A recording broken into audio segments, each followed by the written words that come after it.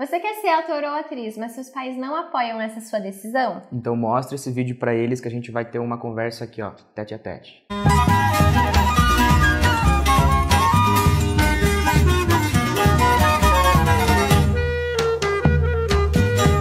Olá, eu sou a Mariana Venâncio. Eu sou o Henry Bueno. E essa é a Garalhufa, uma escola de atuação. Provavelmente você que está assistindo esse vídeo é um pai ou uma mãe ou alguém responsável por alguém que está querendo ser ator ou atriz. A gente quer aqui nesse vídeo conversar de forma muito honesta e sincera sobre como é a nossa profissão, para você entender os lados positivos e os lados negativos dela, assim como toda profissão tem. Mas antes da gente falar um pouquinho sobre esse cenário amplo da nossa profissão, eu acho importante vocês conhecerem a gente um pouquinho, para vocês entenderem, né, quem é que está conversando com vocês, né, quem são essas pessoas que são novas e que estão falando. Então eu sou a Mariana, eu sou atriz, sou professora de teatro, eu também trabalho com produção teatral, vou falar um pouquinho mais sobre isso ao longo do vídeo. Me formei em licenciatura em teatro na Faculdade de Artes do Paraná. Foi uma faculdade que eu tive que me mudar de cidade para fazer, porque eu era do interior. Além de trabalhar com produção, né, eu junto com ele fundei a Garalhufa, que é essa escola de teatro, e que além de ser uma escola, a gente produz conteúdo para a internet a respeito da atuação. Então, esse é um pouquinho da minha trajetória, que é mais focada na parte teatral e na parte da docência. Então, se for para eu mostrar as principais partes do meu currículo, por exemplo, são partes em que eu estudei com pessoas que têm um nome interessante, na parte do teatro, por exemplo. Eu sou o Henry Bueno, eu sou ator e sou professor juntamente com a Mari aqui na escola Garalhufa. E eu comecei a fazer teatro em Curitiba, Paraná, e faço parte do grupo Arte da Comédia desde 2013, que é um grupo que faz teatro, comédia dell'arte na rua. A minha carreira, ela se dá na prática, assim. Eu comecei a fazer teatro na escola e as coisas foram acontecendo, aí me profissionalizei. Já trabalhei com diversos grupos e diretores aqui de Curitiba e atualmente a minha carreira está focando mais no audiovisual. Então já estou fazendo alguns trabalhos no cinema, já gravei algumas séries e já fui premiado também no Troféu Gralha Azul, que é um troféu do Teatro Paranaense aqui. Então a minha carreira, ela se dá realmente no fazer artístico e agora na escola aqui juntamente com a Mari. Eu acho que vai ser um contraponto muito legal, porque a gente ocupa lugares muito diferentes nas nossas profissões, né? E o Henry, por exemplo, ele já tá nesse lugar do audiovisual. Então, por exemplo, ele falou que tá em alguns streamings, né? Ele já percorreu Netflix, Globoplay, HBO. Então, é um lugar legal, assim, pra conversar com vocês, porque eu sei que quando a gente fala, né? Ai, mãe, quero ser atriz. A gente imediatamente pensa... A gente pensa em duas coisas, ou que a pessoa vai fazer teatro, vai morrer de fome, ou que a pessoa vai para um streaming, vai para uma emissora, vai pra TV, e vai ficar rico e famoso, né? Então são essas visões assim que a gente tem da nossa profissão. Antes de mais nada, é importante dizer que a gente não sabe qual é o motivo da sua insegurança em relação à profissão que o seu filho quer escolher, mas a gente quer dar uma visão assim bem crua sobre o que é, né? O mundo das artes cênicas é um mundo muito amplo e vasto. Então, querer ser ator geralmente é a porta de entrada para a gente se descobrir em outras funções, né? Por exemplo, eu queria ser atriz e me descobri professora, me descobri produtora. Então, existem inúmeras funções. Tem pessoas que trabalham com cenário, com figurino, com dramaturgia, com iluminação, com a parte sonora da cena. Tem design cênico, tem produção e gestão, que são partes mais ligadas ao empreendimento cultural. Tem parte de captação de recursos. Nossa, tem muitas coisas para se fazer dentro da área artística. E é muito interessante que geralmente essas áreas que eu comentei são áreas que a gente sente muita falta de profissionais capacitados, né? Aqui a gente mora em Curitiba atualmente e, por exemplo, quando a gente fala de cenografia, são poucos os nomes que nos vêm à mente, né? E são nomes já muito consolidados. É muito difícil a gente ver alguém que esteja começando ou esteja disposto a começar a estudar a cenografia, né? Então, é uma área que existe demanda de trabalho, né? Então, pra gente saber que, por mais que pareça, muitas pessoas querem ser atores, né? Existem muitas outras funções ali e que são funções bem remuneradas, né? A gente tá com o costume de achar que ator e atriz recebem mal, que pessoas que trabalham com teatro recebem mal, mas a gente vai falar um pouquinho sobre as diversas formas de se fazer teatro e que algumas, né, quando elas são apoiadas, incentivadas, patrocinadas, né, quando vêm de editais, é um valor interessante e que é super possível de se viver. Além dessas funções, que são outras funções ligadas à cena, existem outras funções ligadas ao teatro, como, por exemplo, ser professora de teatro, né? Que é algo que eu não sabia que eu queria até eu cair lá no meio e amar. Então, é algo que está ligado ao teatro, mas que também é uma profissão, que é uma profissão que, por exemplo, garante um pouco mais de estabilidade, né? Ser professora, no caso. Tem como você ser pesquisador acadêmico da área teatral. Então, existem muitas formas também de você estar trabalhando com teatro sem diretamente estar ligado a uma produção cênica, né? Isso eu estou falando de teatro. Existem também formas de você trabalhar no audiovisual, né? Só que se você quer trabalhar no audiovisual como ator, você vai ter que passar por um curso de teatro, né? Seu filho vai ter que passar por um curso de teatro.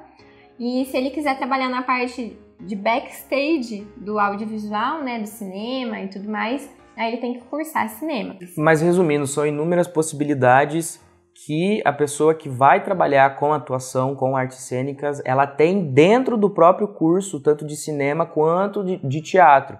Então, ou seja, não é só o ator que está em evidência. Para o ator estar em evidência, existe, assim, no mínimo 20 pessoas trabalhando em volta daquela obra, daquela peça, né? Ou do ainda mais filme, né? No audiovisual é uma equipe gigantesca. Uhum. Então pode ser que seu filho entre numa faculdade, entre num curso, mas se encontre como professora, se encontre como escritor, escritora, entende? Então, em outros campos.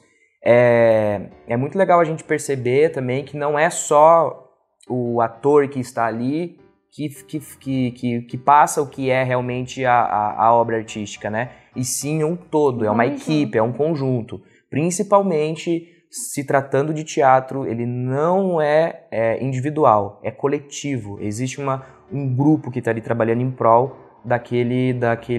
daquela peça, daquele filme, enfim. Isso é muito importante porque isso resulta numa geração de empregos. A indústria cultural, né, aqui do Brasil, é um dos setores que mais movimenta pessoas empregadas, né, direta e indiretamente, né. Quando a gente fala de teatro, por exemplo, a gente precisa saber que isso está gerando emprego não só para as pessoas que estão lá dentro do teatro, né, que fizeram um curso de teatro, mas também até a pessoa que está trabalhando ali na bilheteria, né. Então, é um setor que gera muito empregos, assim.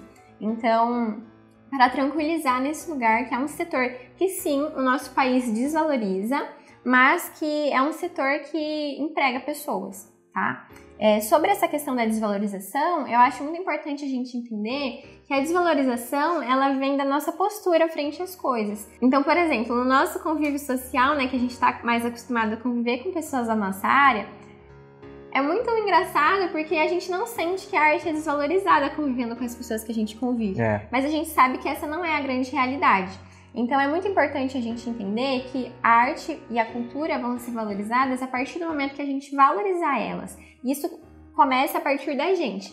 Então eu faço um convite, você apoiando ou não a decisão do seu filho, né, de começar a entender o quanto a arte e a cultura são importantes para uma nação. Porque são essas ideias que vão nos ajudar a construir uma ideia, né, de identidade nacional, né? A gente vê vários países, por exemplo, em conflito, em guerra, porque eles não se entendem como país, né? Porque existem movimentos de separação e tudo mais. E é muito importante a gente entender a arte e a cultura como um fator fundamental para a gente construir essa ideia, né, de pertencimento.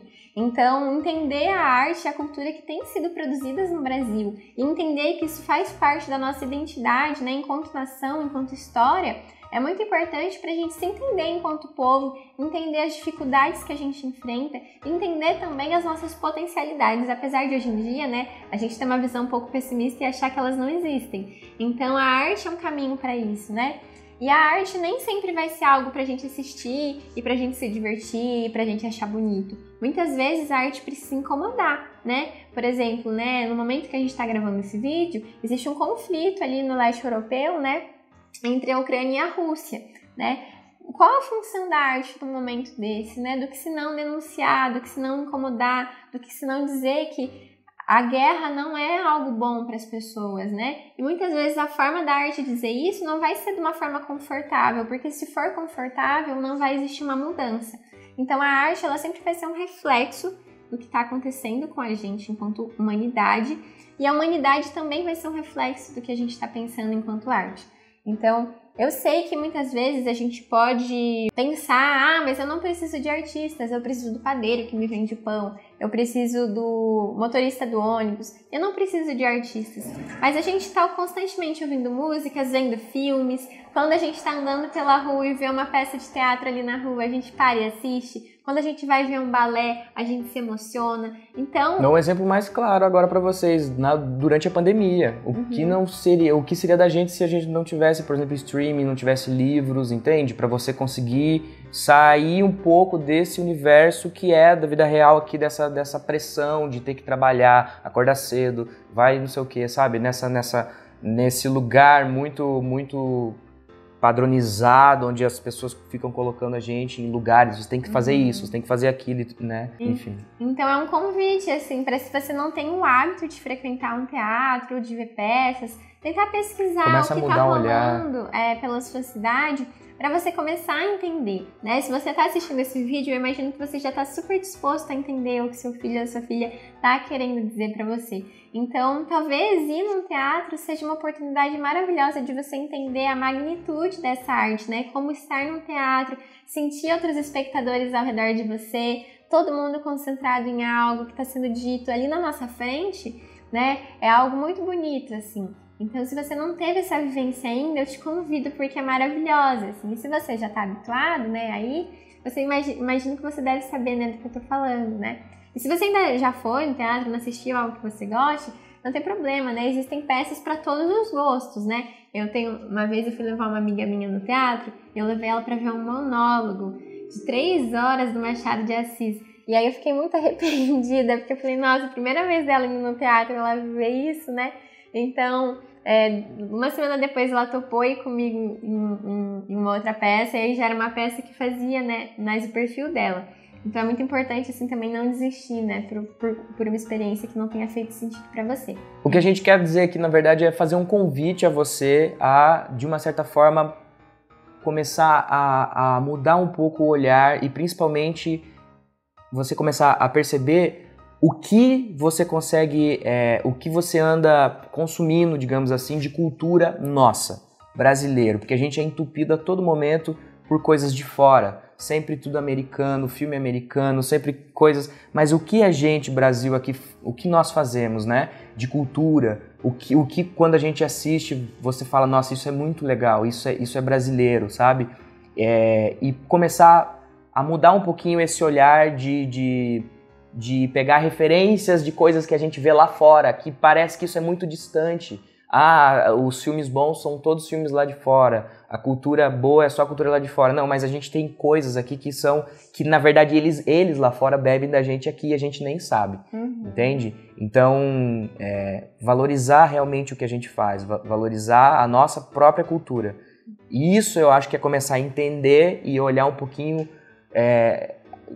com mais sensibilidade a arte brasileira, os atores, as atrizes e ir transformando, né, aos pouquinhos essa mentalidade que a gente tem, assim. Dito isso, eu acho que você deve estar se perguntando, tá bom, muito bonito o discurso deles, mas como é que é no dia a dia? Dá pra pagar as contas, né? Como é que funciona a vida de vocês? É verdade que atores usam drogas, que vocês são boêmios, né? Vamos falar um pouquinho sobre esses mitos.